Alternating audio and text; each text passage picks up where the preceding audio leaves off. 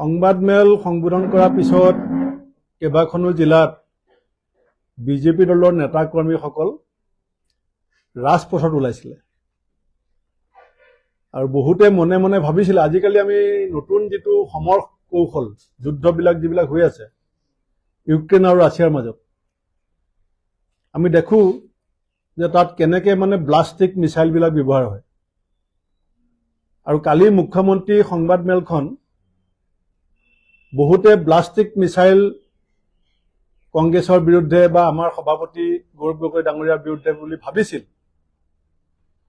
কিন্তু আজি খন্তেক সময় আগতে শেষ হোৱা আমাৰ অসম কংগ্ৰেছৰ সভাপতি গৌৰৱ গগৈ ডাঙৰীয়াৰ যিখন প্ৰেছ মিট আছিল গুৱাহাটীৰ ৰাজীৱ ভৱনত সেইখন এন্টি ব্লাষ্টিক মিসাইল যেনেকে বিদেশী ৰাষ্ট্ৰ এখনে এটা মিসাইল মাৰিলে সামৰিকভাৱে সক্ষম শক্তিবিলাকে দেশবিলাকে আকাশ মাৰ্গতে টাৰ্গেট পোৱা আগতে আকাশ মাৰ্গতে এন্টি ব্লাষ্টিক মিসাইল দি পেলাই সেই ব্লাষ্টিক মিসাইলটো ধ্বংস কৰে তেনেকে মুখ্যমন্ত্ৰী গৰাকীৰ কংগ্ৰেছৰ বিৰুদ্ধে বা কংগ্ৰেছৰ সভাপতিৰ বিৰুদ্ধে যেটো ষড়যন্ত্ৰ ৰচনা হৈছিল যাক তেওঁ হয়তো ভাবিছিলে যে কংগ্ৰেছ নিশেষ কৰি দিম হেতু ইতিমধ্যে আজি অসমৰ ৰাইজৰ সন্মুখত আমাৰ সভাপতি ডাঙৰীয়াই প্ৰত্যেকগৰাকী সাংবাদিকৰ প্ৰশ্নৰ উত্তৰত আৰু উত্তৰসমূহ মই দলৰ এজন জ্যেষ্ঠ নেতা হিচাপে এন্টি ব্লাষ্টিক মিসাইল হিচাপে গণ্য কৰিছো কৌটিল্যৰ যি অৰ্থশাস্ত্ৰত উল্লেখ আছে সাম দাম দণ্ডভেদ এটোৰ শাসনত বৰ্তি থাকিবৰ কাৰণে এটা শাসকীয় ব্যৱস্থাৰ কাৰণে কৌটিল্যই অৰ্থশাস্ত্ৰত কৈছিলে যে সাম মানে আলোচনা বিলোচনা দাম মানে কিনা বেচা পইচা দিয়া দণ্ড মানে শাস্তি দিয়া আৰু ভেদ মানে এটা নিজৰ ভিতৰতে শত্ৰুপক্ষৰ মাজত বিভাজন সৃষ্টি কৰা মুখ্যমন্ত্ৰীয়ে দীঘলীয়া সময় ধৰি ক্ষমতাত বৰ্তি থাকিবৰ কাৰণে অসমৰ ৰাইজৰ আশা আকাংক্ষাক বাস্তৱিক ৰূপায়ণ কৰাক বাদ দি কেৱল কৌটিল্যৰ অৰ্থশাস্ত্ৰৰ সেই যেটো ব্যাখ্যা সাম দাম দণ্ডভেদ ক্ষমতাত টিকি থাকিবৰ কাৰণে তেওঁ কেৱল সেই কৌশলটো অৱলম্বন কৰি আহিছে যেটো চাণক্যই কৈছিলে যে চল বল কৌশল চাণক্যই কৈছিলে যে চল বল কৌশল প্ৰয়োগ কৰি ক্ষমতাত থাকিব মুখ্যমন্ত্ৰী গৰাকীৰ লগত মই একেৰাহে 93 চনৰ পৰা 2015 চনলৈকে প্ৰায় 23 বছৰমান ৰাজনীতি কৰিছো মুখ্যমন্ত্ৰী গৰাকীয়ে কেইদিনমান আগতে মোৰ চৰিত্ৰৰ কথাও কৈছে মই অসমৰ ৰাইজক জনাব বিচাৰিছো যে বৰ্তমানৰ মুখ্যমন্ত্ৰী গৰাকীৰ সৈতে 93-94 চনত গুৱাহাটীৰ এখন ফাঁচী বজাৰ হোটেলত আমি মাহৰ পাছত মই একেলগে আছিলো তেতিয়া তেওঁ LLB পঢ়ি আছিল মই ডিব্ৰুগড় বিশ্ববিদ্যালয়ৰ ছাত্ৰ মাহৰ পাছত মাহ একেটা ৰুমত একেখন হোটেলত নহয় একেটা ৰুমত আছিল আৰু মিজোৰামৰ ইলেকশ্যনকে আদি কৰি বহুকেইটা ইলেকশ্যনত আমি একেখন হোটেলৰ একেটা ৰুমত মাহৰ পাছত মাহ বহু দিন কটাইছো গতিকে মোৰ চৰিত্ৰ তেখেতে জানে আৰু তেখেতৰ চৰিত্ৰ মই জানো আৰু মোৰ চৰিত্ৰ কথা তেখেতে কৈ আছে মই যদি তেখেতৰ চৰিত্ৰৰ কথা কওঁ ইলেকশ্যনলৈ বেছি দিন নাই আকৌ SIT বহাই ৰিপৰ্ট দিবলৈ সময় নাই সমস্যা বহুত বাঢ়িব কিন্তু মই গৌৰৱ গগৈ ডাঙৰীয়াক আজি ধন্যবাদ দিম যে আমাৰ অসমৰ কেইবাটাও জাতীয় সংগঠনেও প্ৰশ্ন উত্থাপন কৰিছিল যে গৌৰৱ গগৈ ডাঙৰীয়া উত্তৰ দিব লাগে মই ভাবো যে অতি সাবলীল ভাষাত অতি স্পষ্টভাৱে আৰু অতি সহজ সৰলভাৱে অতি নিৰ্ভীকভাৱে ৰাজহাড় পোন কৰি বুকু ফিন্দাই মুখ্যমন্ত্ৰীৰ চকুত হৈ আমাৰ প্ৰদেশ কংগ্ৰেছৰ সভাপতি গৌৰৱ গগৈ ডাঙৰীয়াই যোগ্য প্ৰত্যুত্তৰ দিছে আৰু মুখ্যমন্ত্ৰী গৰাকীও কালি নিজে স্বীকাৰ কৰিছে যে আন্তঃৰাষ্ট্ৰীয় বিষয় এটাৰ ক্ষেত্ৰত এটা চূড়ান্ত ৰিপৰ্ট প্ৰস্তুত কৰাত ৰাজ্য চৰকাৰৰ এখতিয়াৰৰ ভিতৰত নপৰে।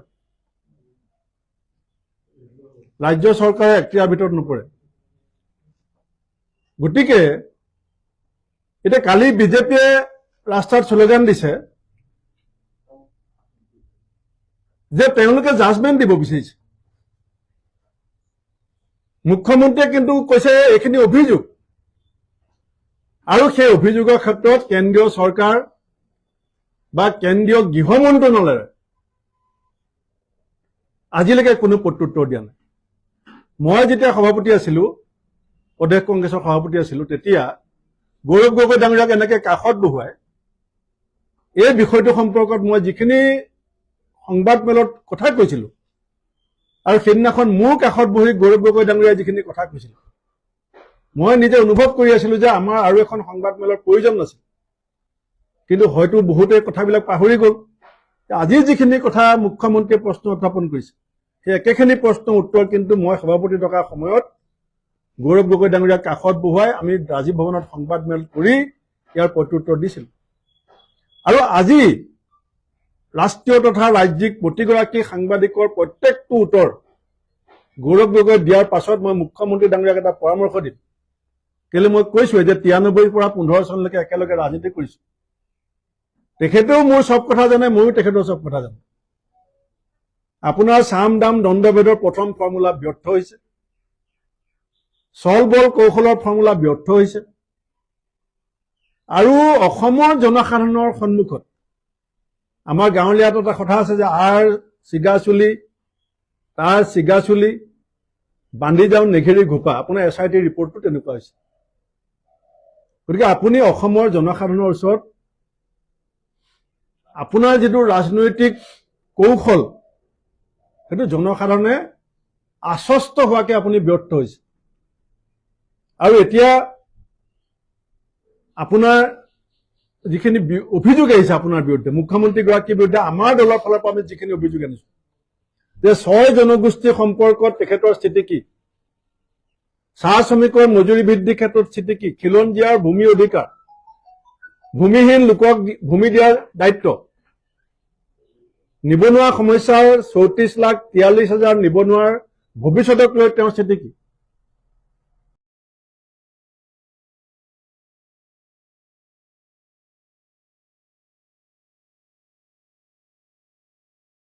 $24 লাখ নিবনুৱা থাকোঁতে প্ৰশ্ন সোধা মুখ্যমন্ত্ৰীৰ এতিয়া অৱস্থা থৰকবৰ। আৰু মই আজি আপোনালোকক কৈ দিলো যে আজি অসমৰ আগন্তুক 2026 চনৰ বিধানসভা নিৰ্বাচন আজি আনুষ্ঠানিকভাৱে আৰম্ভ হৈ গ'ল। আজি আনুষ্ঠানিকভাৱে আৰম্ভ হৈ গ'ল, কাৰণ যোৱা প্ৰায় এবছৰতকৈ বেছি সময় অসমৰ মানুহক যিধৰণে বিভ্ৰান্ত কৰিবলৈ চেষ্টা কৰিছিলে, আৰু গৌৰৱ গগৈ ডাঙৰীয়াৰ এষাৰ কথাই মোৰো গা চুই গৈছে। মোৰো গা যেনেকে ঠাণ্ডা পানী এটুকুৰা মূৰত পৰি গা দি বাগৰি গ'লে গাটো খিৰখিৰাই যায়,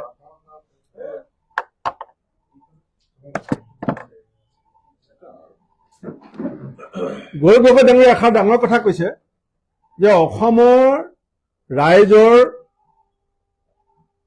শ্ৰদ্ধাৰ আৰু অসমৰ ৰাইজে যাক ৰাজনৈতিক পৰিপক্ক অভিভাৱক বুলি ভাবে, যে তৰুণ গগৈ ডাঙৰীয়াৰ মান সন্মান আৰু গৰিমাত কোনো ধৰণৰ কালিমা লাগিবলগীয়া কাম গৌৰৱ গগৈ আগতেও কৰা নাই, আগলৈও নকৰো বুলি যিটো কথা কৈছে, যে এজন যোগ্য পিতৃৰ যোগ্য পুত্ৰ হিচাপে তেওঁৰ এই বক্তব্যক মই আন্তৰিকতাৰে আদৰণি জনাইছো। আৰু মই মুখ্যমন্ত্ৰীগৰাকী, আপুনি যুঁজক আমাৰ লগত, গণতান্ত্ৰিকভাৱে যুঁজক।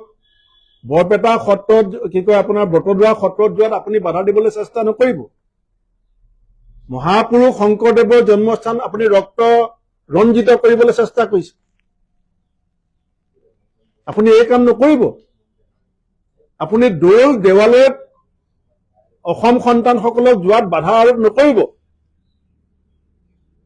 এইটো অসমৰ মানুহে বুজি নাপায় বুলি নাভাবিব।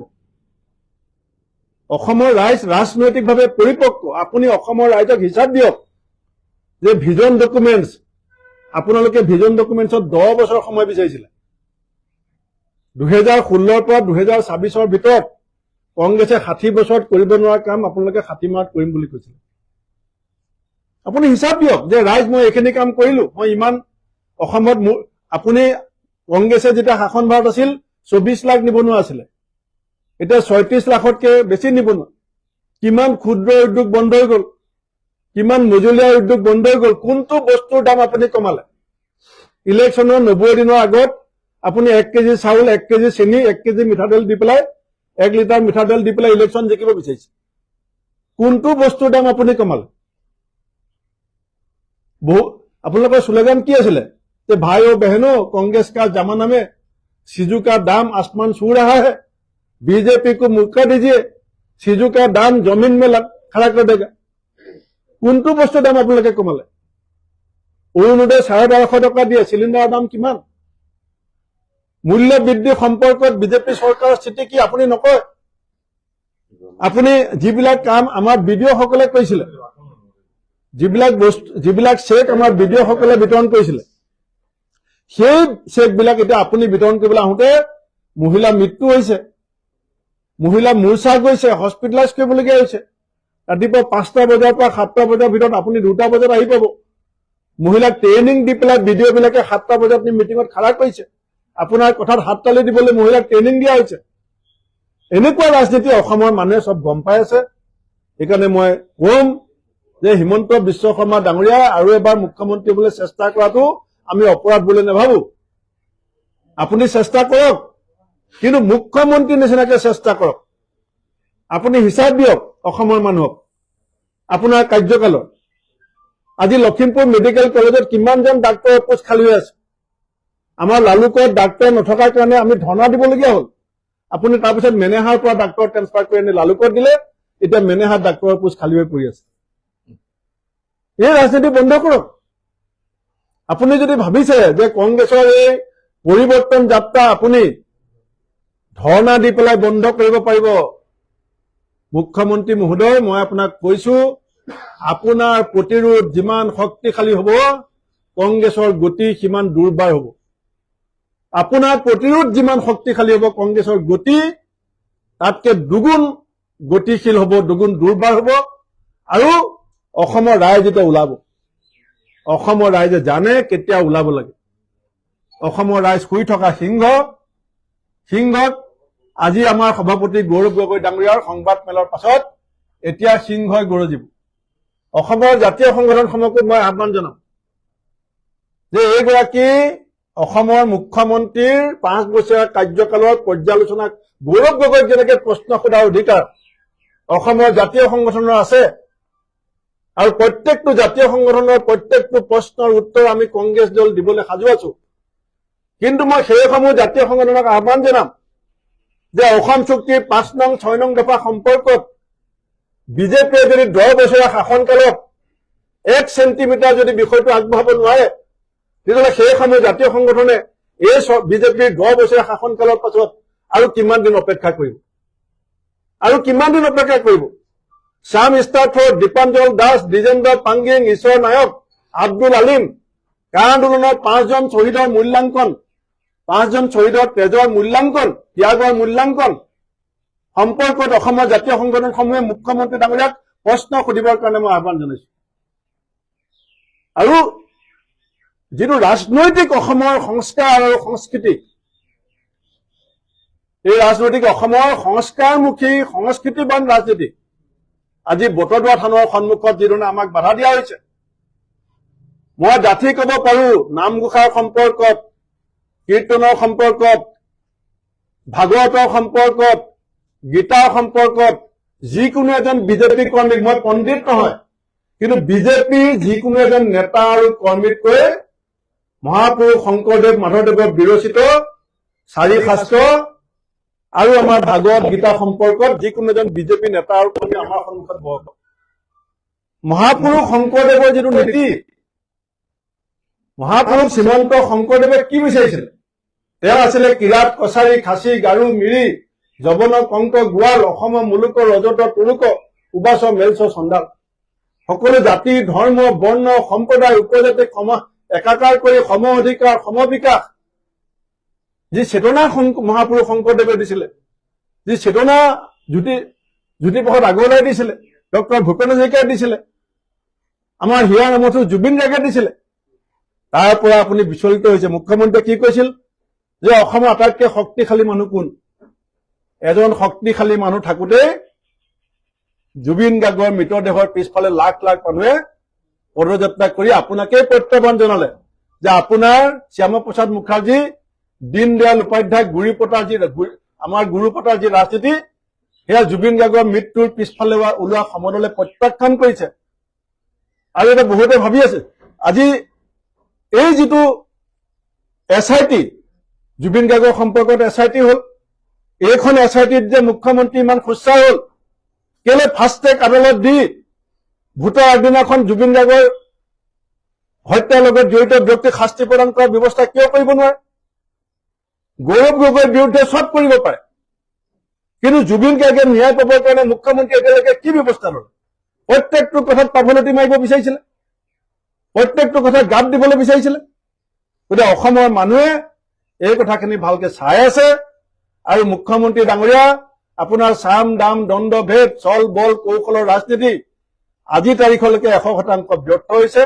মই গৌৰৱ গগৈ ডাঙৰীয়াক ভূয়সী প্ৰশংসা কৰিছো যে তেখেতে জোকৰ মুখত চূণ দিয়া